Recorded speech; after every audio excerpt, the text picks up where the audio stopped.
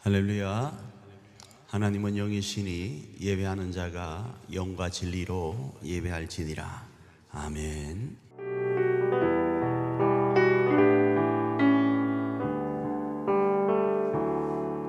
주의 이름 안에서 주의 성소로 가네. 영광스러운 이곳에 우리 기쁘게 왔네. 거룩한 보좌 앞에서 따뜻함을 느끼네. 우리 마음 경배하며 찬양의 제사 드리네. 찬양의 제사 드리며 성소로 들어갑니다.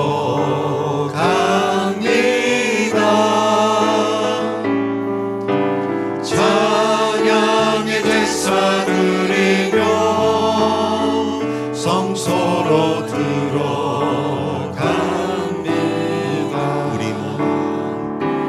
우리 모두 주님께 감사의 제사를 드리세. 우리 모두 주님께 기쁨의 제사 드리세. 주의 말씀 주시고 우리 감사드리네. 주의 날개 그늘이 우리 피난처되네.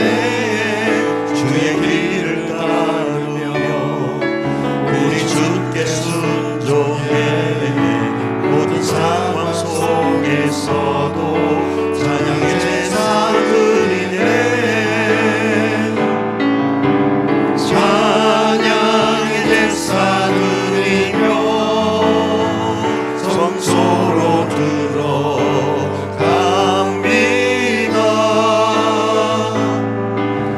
찬양의 제사 드리며 성소로 들어갑니다.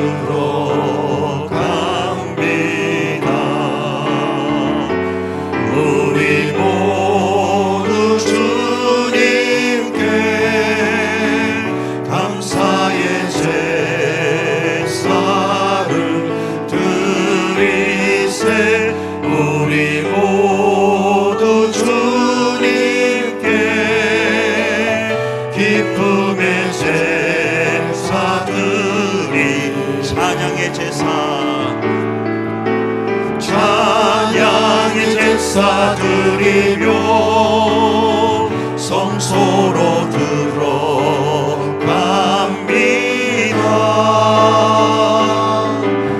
찬양의 제사 드리며 성소로 들어갑니다. 다시 한번 찬양의 제사, 찬양의 제사 드리며 성소로 들어갑니다.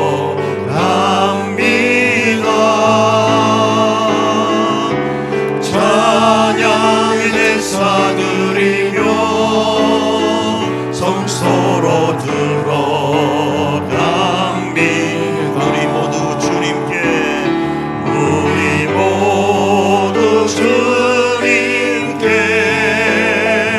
감사의 제사를 드리세. 우리 모두 주님께 기쁨의 제사 드리네.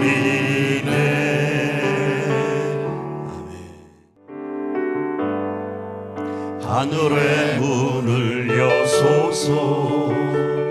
이곳을 주목하소서. 주를 향한 노래가 꺼지지 않으니 하늘을 열고 보소서. 이곳에 임재하소서. 주님을 기다립니다.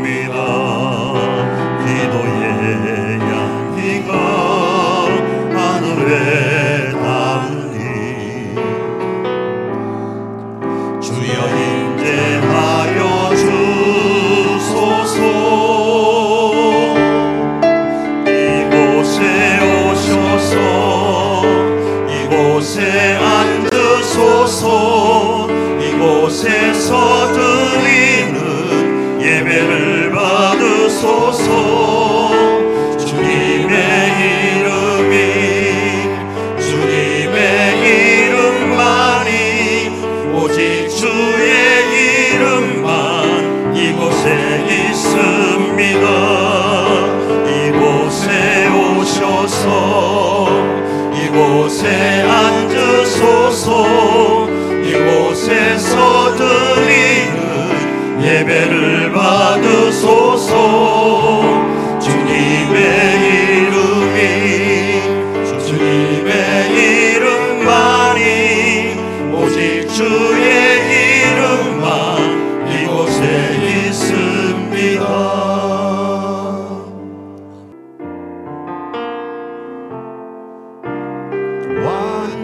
완전하신 나의 주 의의 길로 날 인도하소서. 행하신 모든 일 주님의 영광 다 경배합니다. 우리 다시 한번 고백합니다. 완전하신 나의 주 의의 길로 날 인도하소서. 행하신 모든 일 주님의 영광 다 경배합니다. 예배합니다. 찬양합니다.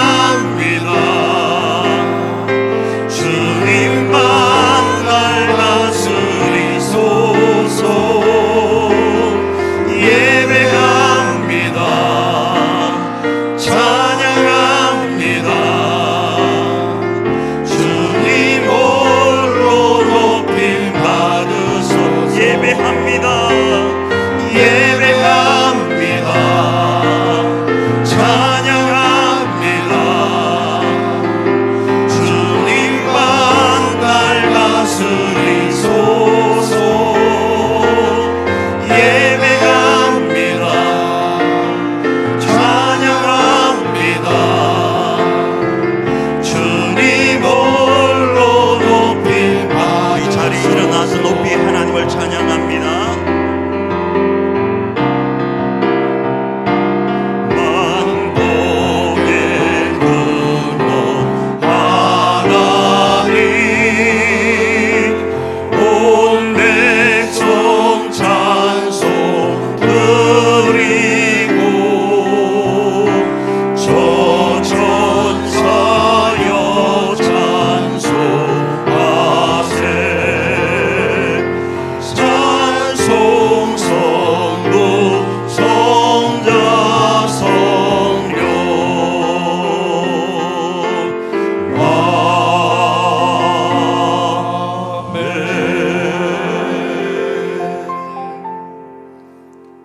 전능하사 천지를 만드신 하나님 아버지를 내가 믿사오며 그 외아들 우리 주 예수 그리스도를 믿사오니 이는 성령으로 잉태하사 동정녀 마리아에게 나시고 본디오 빌라도에게 고난을 받으사 십자가에 못 박혀 죽으시고 장사한 지 사흘 만에 죽은 자 가운데서 다시 살아나시며 하늘에 오르사 전능하신 하나님 우편에 앉아 계시다가 저리로서 산 자와 죽은 자를 심판하러 오시리라. 성령을 믿사오며 거룩한 공예와 성도가 서로 통하는 것과 죄를 사하여 주시는 것과 몸이 다시 사는 것과 영원히 사는 것을 믿사옵나이다. 아멘. 우리 자리에 앉으며 하나님 앞에 또 높이 찬양합니다.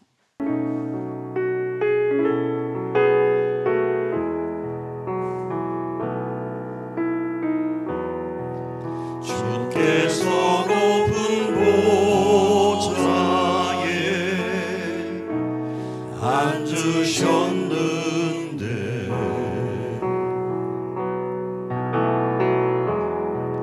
그 옷자락은 성전에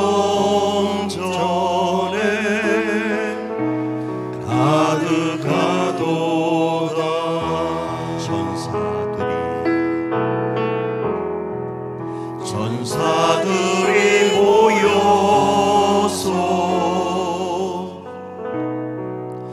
서로 장화하여 외치니 그 소리는 성전에 가득하도다. 우리 처음부터 다시 한번 찬양해 볼까요? 주께서 높은 보좌에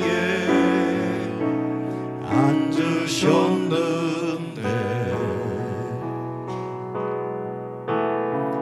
그 옷 작은 성전에 가득하도다.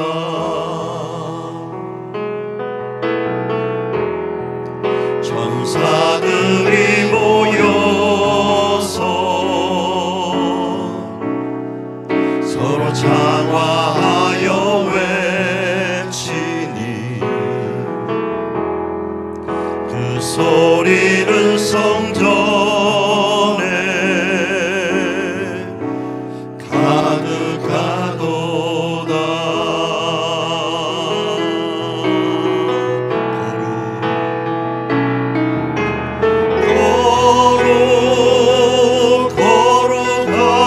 거룩하다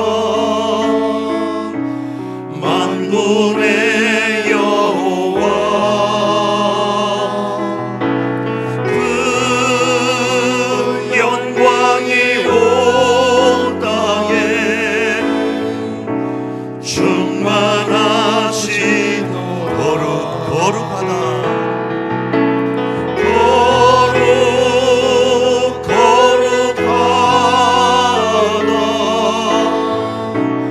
만군의 여호와 그 영광이 온 땅에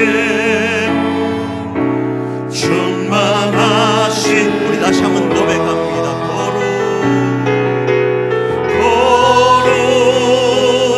거룩하다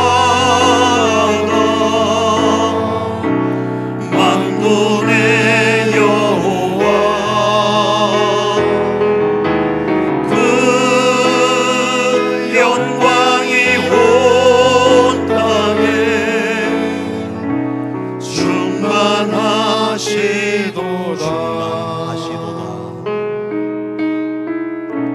충만하시도다. 우리 이 시간 한번 기도하며 나가기를 원합니다. 기도하며 나갈 때 하나님, 오늘도 거룩하신 하나님, 만군의 여호와 하나님의 초청하심 앞에 이 예배의 자리에 왔습니다. 이 예배의 자리에서 거룩하신 하나님을 배웁길 원합니다.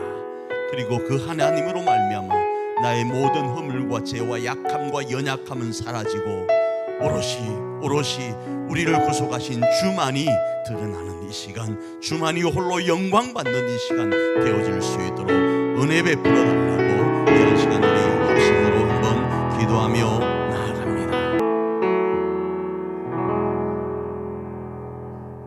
구약의 오랜 시간 속에서 우리에게 약속하신 메시아를 이 땅에 보내시고 구속의 사역을 완성하심으로 말미암아 우리가 생명을 얻게 되었음을 감사드립니다. 이 은혜에 감사하는 저희들이 오늘도 기도와 찬송으로 주님을 경배하오니 받아 주옵소서. 우리 예배를 기쁨의 제사가 되기를 원합니다. 공의로우신 하나님, 우리에게 세상의 유혹에 빠져 탕자처럼 방황하고 주님께서 허락하신 은혜를 허비하지 아니하도록 동행하시기를 원합니다. 오늘의 평안으로 하나님의 구속에서 떠난 삶을 살고 있지는 않은지, 오늘의 배부름으로 인하여 하나님의 간섭하심을 잊고 있지는 않은지 우리의 삶을 되돌아봅니다. 저희는 죄인이었음을 고백하지 않을 수 없습니다. 우리의 교만과 우리를 감추기 위한 정당함을 용서하여 주옵소서.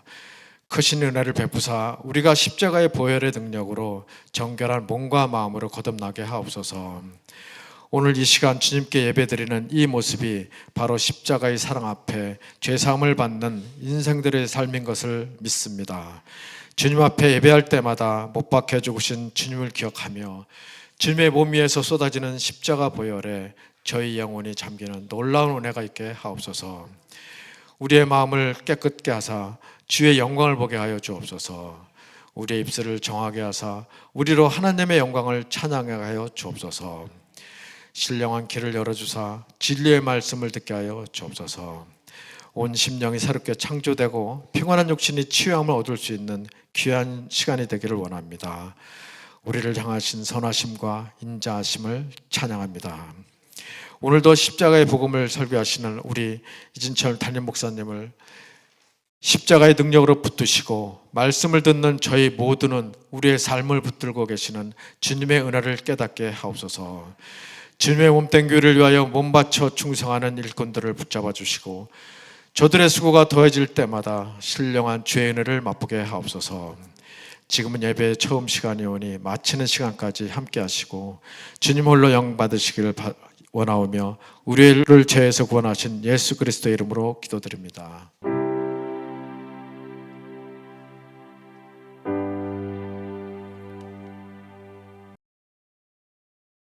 자, 오늘은 본문을 중심으로 아브라함을 이어서 믿음의 계보를 이어가고 있는 이삭의 내용을 좀 살펴보길 원하는데, 그 중에서 이번 한 주간 우리의 과거와 우리의 약함에 묶여서 우리가 아야 소리도 내지 못하고 죄와 불행을 대물림하고 있지 않는지를 한번 돌아보길 원하고, 그 속에 우리에게 맡기신 교회와 가정을 하나님의 나라인 하늘 가족 공동체로 세워갈 수 있는지를 한번 어떤 제목 가운데 살펴보길 원하는가 하면, 새로운 DNA라는 제목 아래 살펴보고 그 주인공이 바로 저와 여러분이 되기를 축복합니다. 자, 이 땅에서 행복한 가정과 교회를 세우기 위해서는 여러분 뭐가 해답이라고 생각하십니까? 그건 만사형통이에요. 여러 부분으로 이야기할 수 있지만, 그런데 만사형통만이 존재하는 것이 아니라 만사불통도 존재합니다. 일부 불통도 존재하고 일부 형통도 존재하는데 만사불통도 존재한다라는 겁니다. 그래서 흔히 이런 말도 있어요. 가난은 대물림 된다라는 말이 있어요. 왜 그런가? 가난이 대물림됨으로 인해서 만사불통하는 일이 있다, 이렇게도 연결해서 이해할 수 있거든요. 그럼 정말 가난은 대물림되는 것인가? 다시 말하면 불통이 대물림되는 것인가? 미국 노스웨스트 대학의 토마스 맥데이러라는 박사가 연구팀을 구성해서 연구를 했는데 이런 제목의 내용을 남겼어요. 가난이 광범위하게 유전체에 흔적을 남긴다.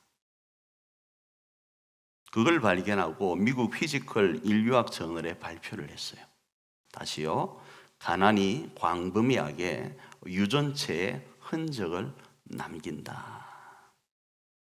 연구팀은 낮은 사회경제적 형편이 DNA 메딜화, DNA 메딜레이션이라는 현상을 일으키는데, 이런 것, 그러니까 DNA 메딜레이션이라는 이것은요, 고등생물의 발달에 매우 중요한 생화학적 과정인데, 그 과정을 여러분 여러 가지 제가 지금 써놨지만 그건 여러분 저도 잘 이해가 안 되는 부분이어서 쉽게 표현하면 이겁니다.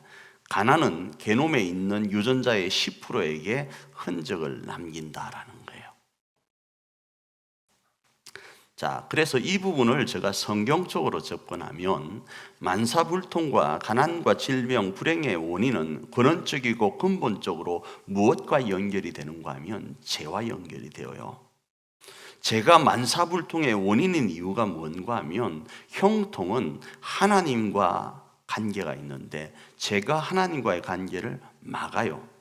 예를 들어서 지금 제가 쓰고 있는 모든 것들, 이 마이크도 마찬가지, 이 핸드폰도 마찬가지, 지금 여기 원고를 쓰고 있는 이 탭도 마찬가지, 제가 지금 마이킹하고 있는 이것도 마찬가지, 뭐가 다 연결되나요? 충전과 연결이 되어요. 여기서 흔히 우리가 말하는 배터리가 다 되면 충전을 해야 되는데, 충전을 할 때 그 충전 사이를 막고 있는 것이 있으면 아무리 내가 충전을 하려고 해도 뭐 되는가? 충전이 안 되어요. 다시 말하면 형통의 원조이신 하나님께 우리가 붙어 있어야 되는데, 그 형통의 원조이신 하나님과 우리 사이를 뭔가가 막아버리면 우리가 형통하고 싶어도 형통할 수 없다 이겁니다. 그 막고 있는 게 뭔가? 바로 죄라는 거예요. 그럼 해결 방법이 뭡니까? 단순하고 간단합니다. 엄청 쉬워요. 뭐죠? 이 죄만 싹 걷어내버리면 이론적으로 가능하잖아요. 자, 그런데 이게 참 어려운 게, 우리가 무리를 걸을 수 있어요. 어떻게 하면? 오른발을 딛고 오른발이 빠지기 전에 왼발을 딛고 왼발이 빠지기 전에 오른발을 디디면 걸을 수 있어요. 그런데 그게 안 쉬워요. 그렇잖아요? 죄도 마찬가지입니다. 죄라는 것이 무게가 있어서 우리가 이 죄를 해결하고 싶은데 못 들어, 옮기지를 못해요. 감당을 못해요. 어느 정도로 무거운가? 모든 인류의 죄를 한 방에 해결하기 위해서는 인류로는 되어지질 않고 전능자가 등장을 해야 됩니다. 그래서 그 죄의 무게, 죄값을 누가 감당을 하셨는가? 사람이 아니신 하나님의 아들이 감당을 하신 거예요. 왜 감당하셨는가? 보고 봐도 사랑스러운 인류가 형통하지 못하고 불통 가운데 있으니까 하나님이 보고 봐도 사랑스러운 우리를 위해서 자신의 외아들을 이 땅에 보내신 거예요. 그래서 그 아들로 죄의 값을 지불하게 하신 거예요. 이걸 우리는 어려운 말로 대속이라 그래요. 대속. 대신 그 죄값을 지불했다라는 거예요. 자, 그러면 이제 우리는 어떻게 할 때 이 죄에 대한 부분들을 해결함 받을 수 있는가? 그 예수님이 우리의 죄값을 대신해서 속량물이 되셨다, 대속물이 되셨다를 믿어주면 되는 거예요. 그 이야기가 성경의 창세기로부터 요한계시록까지의 내용이에요. 우리는 그걸 믿는 거예요. 그리고 이 땅 가운데도 제한적이긴 하지만 하나님 안에서 형통의 복을 누리다가 완전한 형통 가운데 있는 저 영원한 하늘나라를 가는 거예요. 그 내용을 성경에서 기록하고 있고, 우리는 그 성경 가운데서 지금 이 땅 가운데 어떻게 하면 그래도 만사 형통에 가까운 형통을 누릴 것인지를 이 아브라함을 통해 지금 살펴보는 거예요. 그리고 그거를 우리는 교회다움이라는 이름 아래서 살펴보고 있다 이겁니다.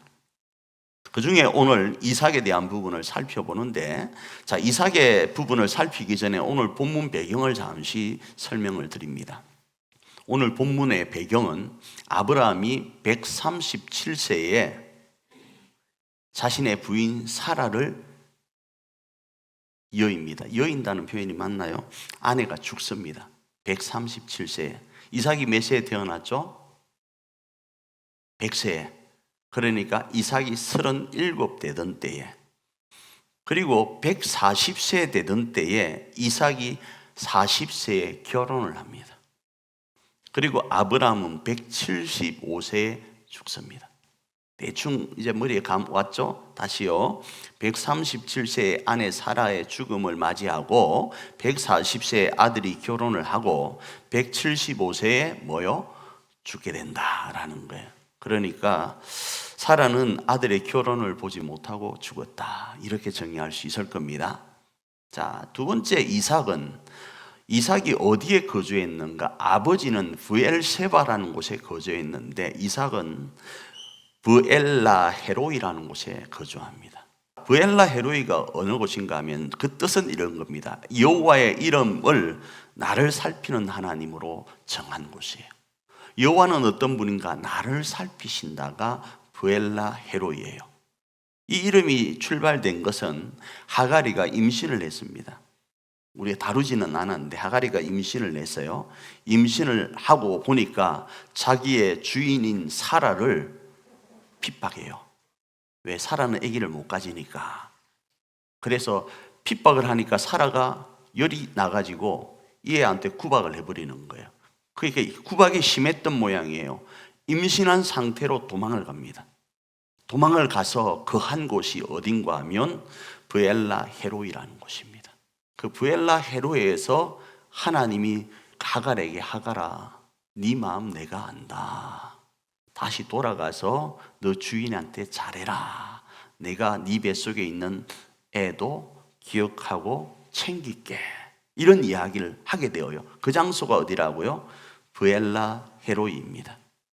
그리고 두 번째로 이 브엘라 헤로이는 어느 곳인가 하면 이삭이 40세에 아내 리브가를 만난 장소가 이곳이에요.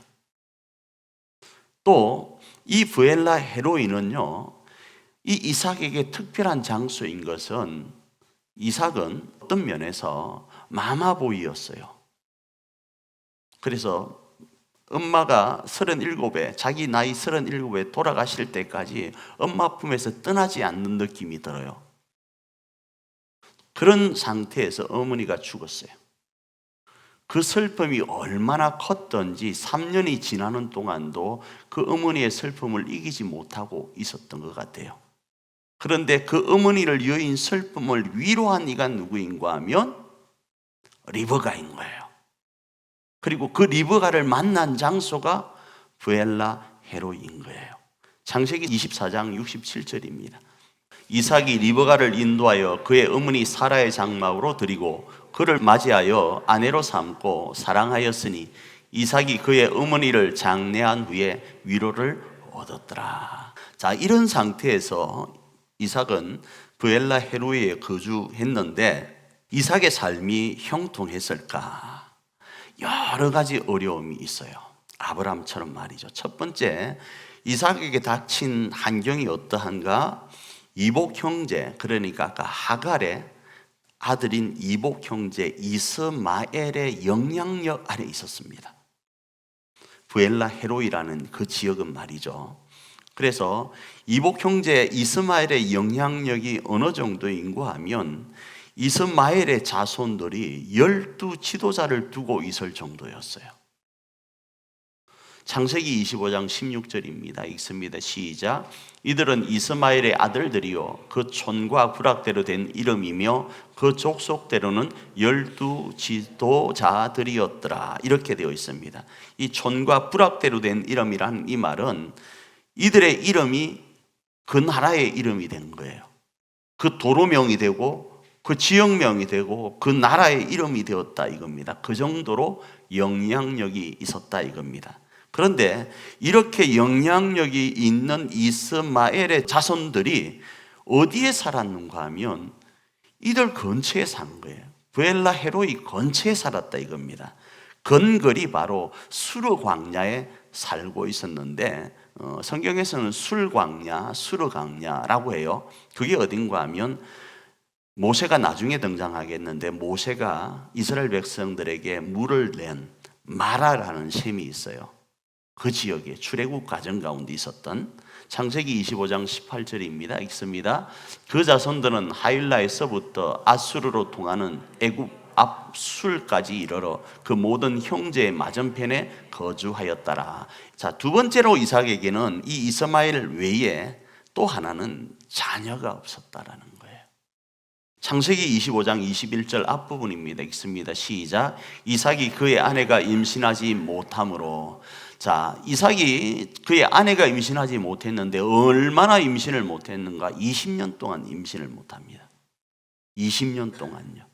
자, 이삭이가 40에 장가를 갔는데 20을 더하면 잠 깨라고 지금 이러는 거예요. 집중하라고. 몇 살? 60이에요.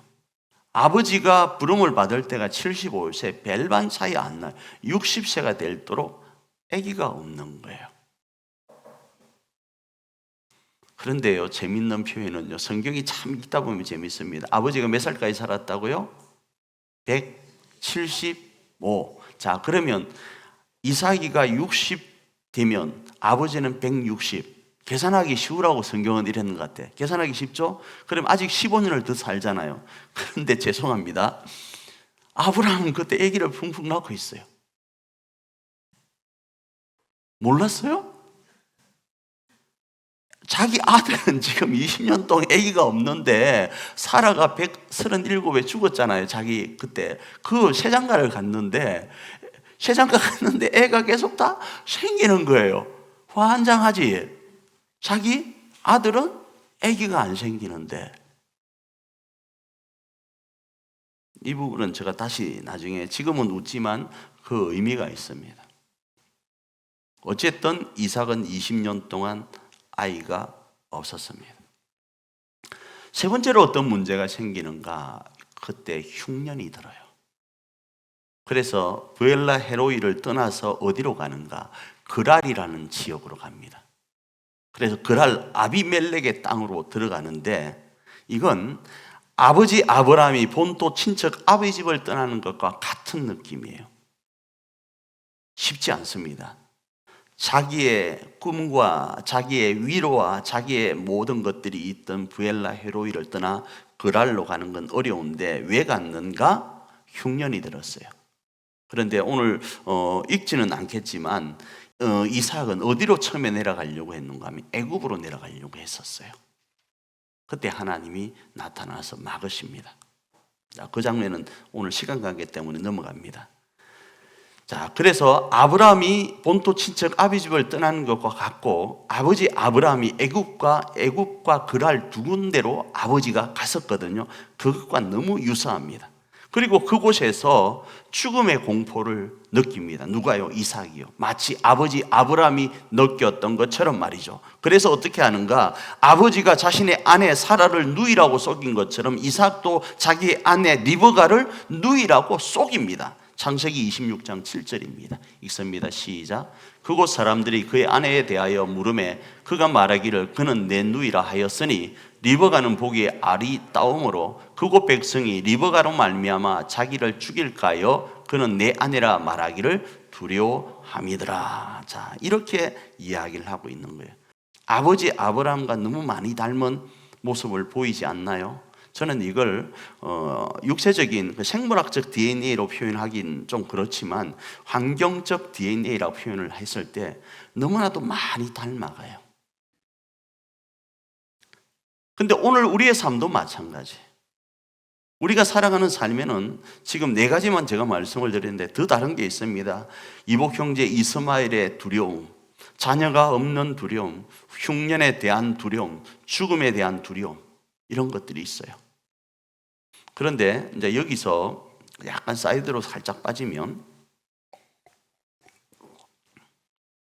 리브가가 왜 아리따웠는가? 그 이유는 출산의 경험이 없기 때문에 보편적으로 아름다웠다, 더 아름답고 젊었다, 이렇게 표현을 해요. 자, 이 말은 다르게 표현하면 부모는 자녀에게 자신의 살과 피를 나누어 주면서 늙어가요. 그래서 자녀들은 자신의 살과 피를 나누어 준 부모님에 대해서 어떻게 해야 되는가? 공경의 마음이 있어야 돼요. 그리고 이것이 뭐인가 하면 하나님이 이 땅 가운데 허락하신 아름다운 모습이에요. 누군가 그러더라고요. 자녀 낳는 건 너무 불행하대. 아니요, 이것보다 고귀한 것 없다고요. 내가 비록 내 얼굴이 늙어간다 할지라도 내 살과 피를 내 자식에게 나눠주는 것만큼 하나님이 기뻐하는 것 없어요. 그래서 애는 낳아야 돼요.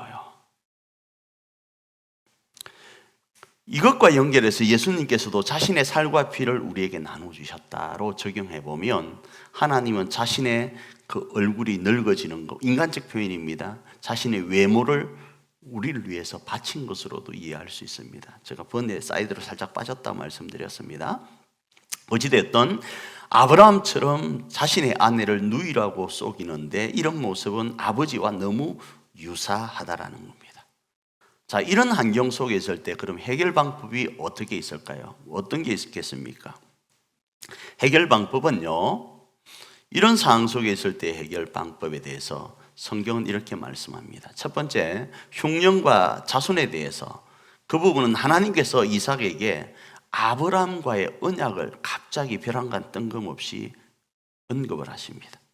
하나님께서 이삭에게 애굽으로 내려가지 말라고 그러고 그랄에 거하면서 아브라함에게 약속하신 복을 다시 이어받으라고 말씀을 해요. 창세기 26장 3절과 4절입니다. 읽습니다. 시작. 그 땅에 거류하면 내가 너와 함께 있어 네게 복을 주고 내가 이 모든 땅을 너와 네 자손에게 주리라. 내가 네 아버지 아브라함에게 맹세한 것을 이루어 네 자손을 하늘의 별과 같이 번성하게 하며 이 모든 땅을 네 자손에게 주리니 네 자손으로 말미암아 천하 만민이 복을 받으리라. 누구에게 이 말씀을 하는가? 이삭에게 말씀을 하는 거예요. 우리의 환경적이고 육체적인 DNA는 요러할지 모르지만 영적인 새로운 DNA를 내가 너희에게 부여하는데 너는 아브라함을 이어서 복의 근원이라는 거예요. 이걸 하나님이 이삭에게 주시는 거예요. 이스마엘에 대한 두려움, 그리고 자녀가 없는 두려움, 그리고 흉년에 대한 두려움, 죽음에 대한 두려움이 있을 때, 야, 너는 인간적으로는 그럴지 모르지만 내 안에서, 하나님이라는 내 안에서는 어떤 존재인가? 새로운 DNA를 가진 존재라는 거예요. 그리고 나서 하나님께서는 이삭이 간구하자 자녀를 주십니다. 창세기 25장 21절입니다. 시작. 이삭이 그의 아내가 임신하지 못하므로 그를 위하여 여호와께 간구하며 여호와께서 그의 간구를 들으셨으므로 그의 아내 리브가가 임신하였더니 그 임신하여서 출산한 애 이름이 누군가 하면 야곱과 에서예요. 몇 년 만에 낳은 아이? 20년 만에 낳은 아이. 자, 그러면 이제 자녀와 그리고 그 흉년에 대한 것들을 하나하나 해결해 갑니다. 조금 있다가 흉년에 대한 것들은 또 다르게 제가 설명을 드릴게요.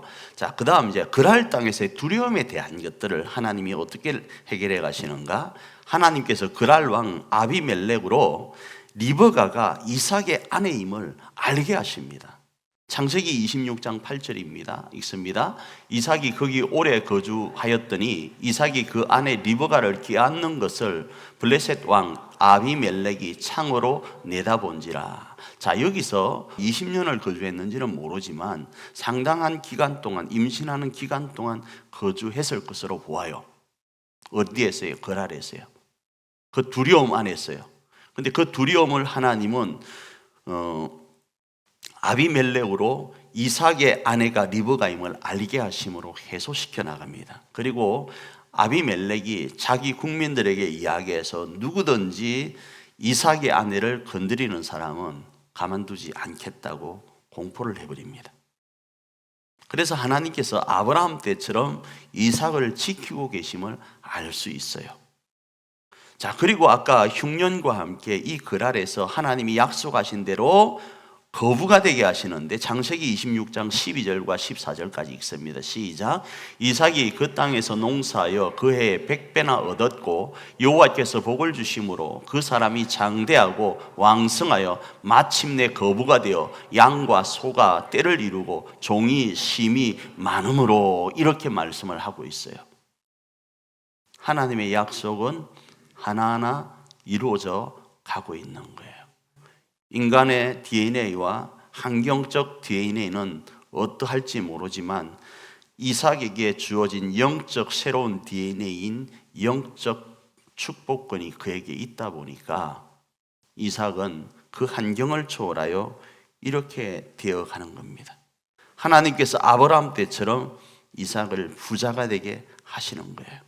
자, 그리고 이삭이 아비멜렉과 그랄 지역을 두려워했는데 이런 상태에 있다 보니까 아브라함 때도 마찬가지로 아비멜렉이 등장을 해요. 그랄 땅 아비멜렉이 아브라함 때도 등장을 하고 이삭 때도 등장을 하는데 동일인지는 모릅니다. 저는 동일인이 아니고 보편적으로 애굽의 왕을 바로라 부르고, 그렇죠?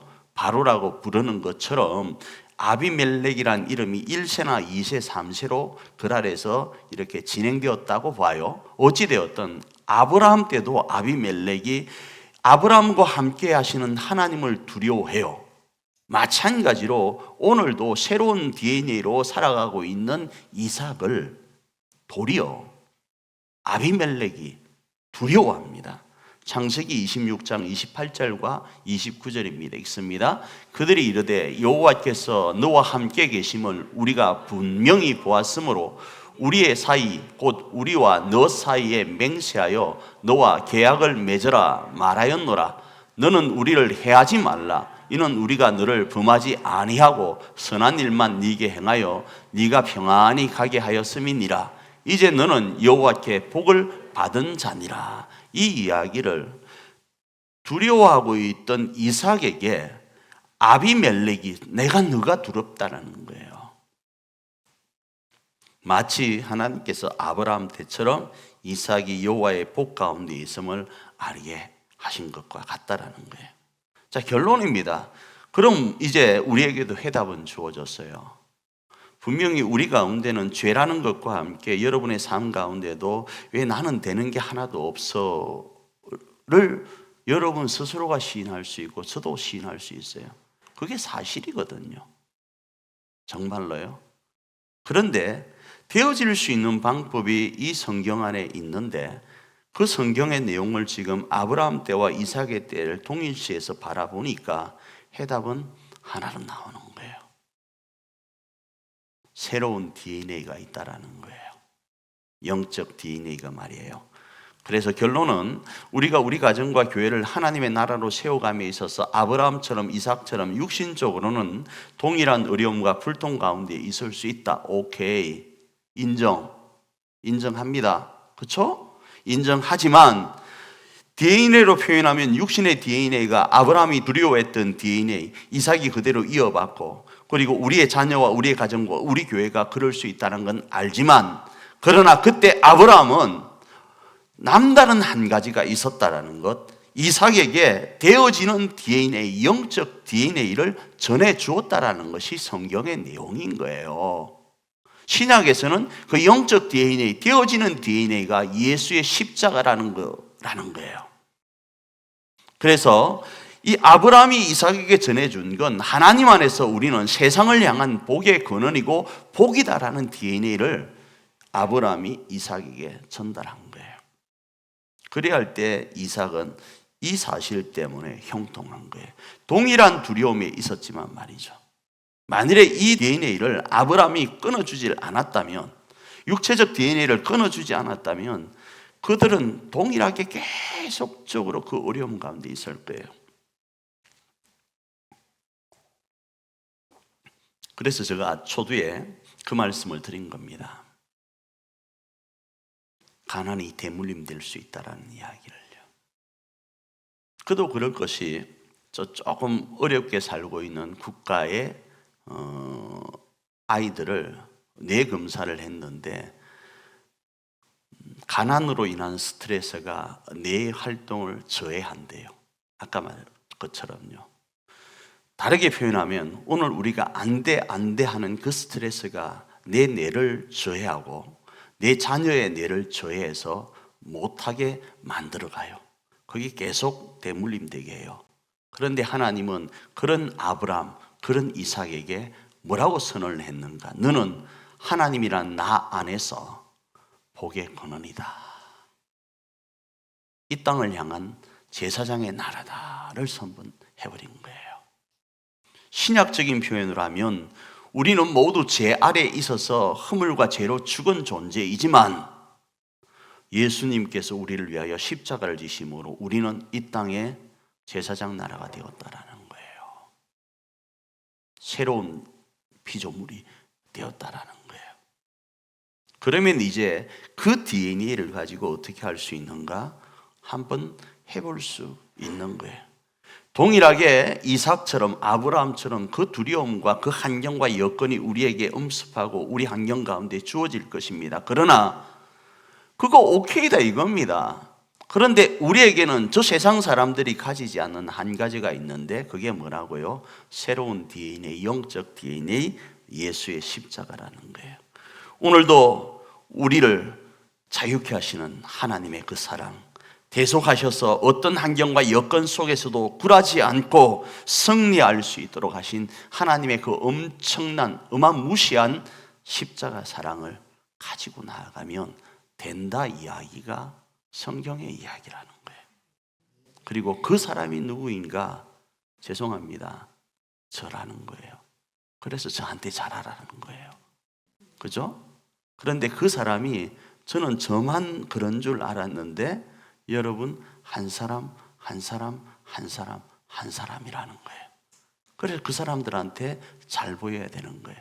제가 몇 사람한테 잘 보일 사람이 있어요. 왜? 그 사람이 장래에 잘 될 것 같아서 미리 사인 받아 놓을까 싶은 애들이 몇 명 있잖아요.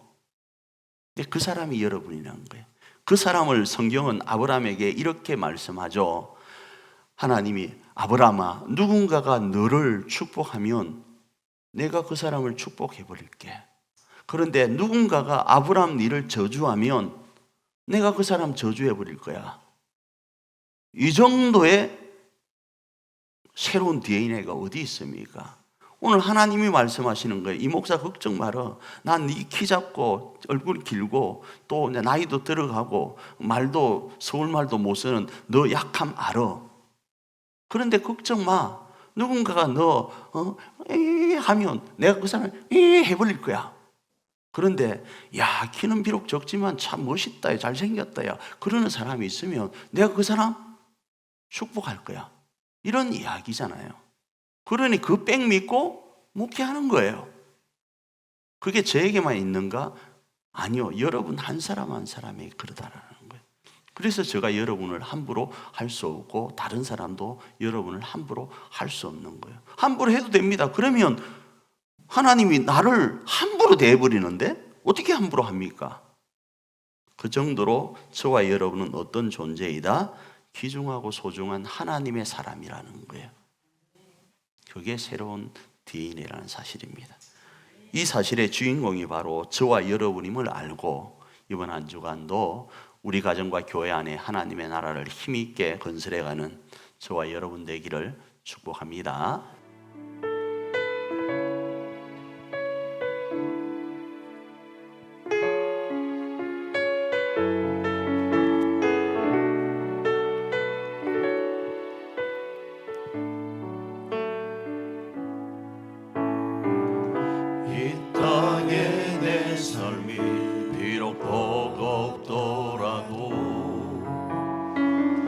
주님의 선하신 나 믿으며 가리. 이 작은 자통에 주가 이루어 가시니 감사로 사는 삶 나 살기 원하네. 내 삶의 시간 속에 주 일하시네. 내 모든 여정 속에 함께 하시네. 깊고도 크신 주의 영광을 나 보리라. 위대하신 주, 나는 주님께 속한 자 되어 주의 나라 위에 전심으로 살리라. 주의 마음에 합한 자 되어 맡기신 소명이 나는 주님께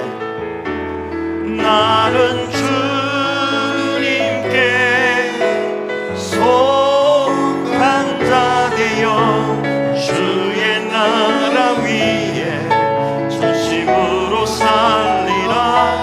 주의 마음에 합한 자 되어 맡기신 소명 이루리. 우리 이 한 시간 찬양단 찬양에 맞춰서 한번 기도하며 나가기를 원합니다. 이 가사의 뜻을 한번 생각해 보시기를 원합니다. 이 땅에 내 삶이 비록 버겁고 우리의 존재가 작고 작은 존재일지 모르지만 우리는 하나님께 속한 자이기에 하나님의 사랑 가운데 있는 존재이기에 우리는 우리에게 맡긴 귀한 가정과 교회라는 그 소명 이룰 수 있다라는 이야기입니다.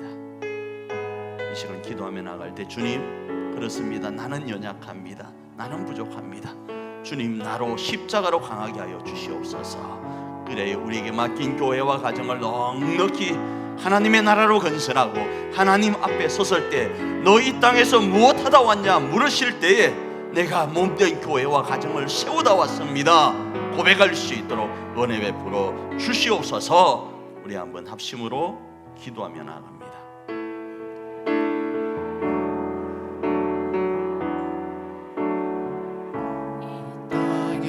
자비하시고 좋으신 아버지 하나님, 이 한 시간 우리를 붙잡아 주시옵소서.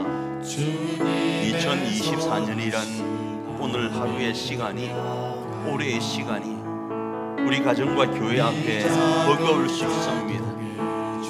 작고 작은 나에게 왜 우리 교회와 우리 가정을 맡기셨는지, 오늘의 내 삶 가운데 왜 이런 일이 주어졌는지 반문할 때도 많이 있지만, 그러나 그것보다 더 큰 것이, 그것보다 더 강력한 것이 내가 하나님께 속하였다라는 사실임을 고백합니다.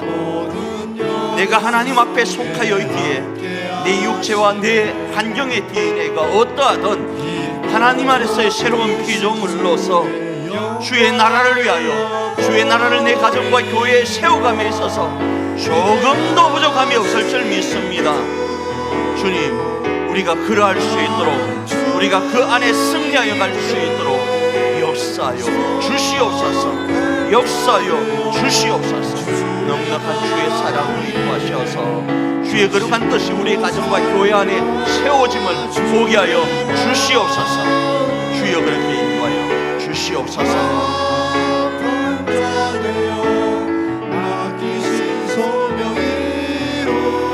나는 주님께, 나는 주님께 속한 자 되어 주의 나라 위에 전심으로 살리라. 주의 마음에 합한 자 되어 맡기신 소명 이루. 다시 한번, 나는 주님께, 나는 주님께 속한 자 되어 주의 나라 위에 전심으로 살리라.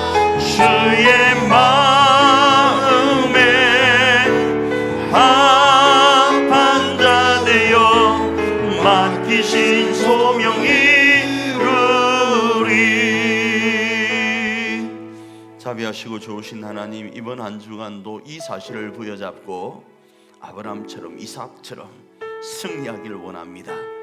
그리고 우리의 가정과 교회 안에 하나님의 나라를 건설하기를 원합니다. 주여, 그러하게 하여 주시옵소서. 그 주인공이 바로 우리가 되게 하옵소서. 예수님 귀하신 이름으로 기도합니다. 아멘. 지금은 우리로 우리 가정과 우리 교회 안에 하나님의 나라를 온전히 건설할 수 있도록 하시려고 우리를 위하여 십자가를 지신 우리 주 예수 그리스도의 그 크신 은혜와 우리 하나님 아버지의 놀라우신 사랑하심과 성령 하나님의 감화감동하심의 역사가 이 한 시간 주님 안에서 그 결단 가운데 내 가정과 내 교회를 하나님 안에서 하나님의 나라로 세울 수 있다라는 확신 가운데 도전하며 나아가는 주의 백성들 머리 위에 이제로부터 영원토록 함께 있을지어다. 아멘.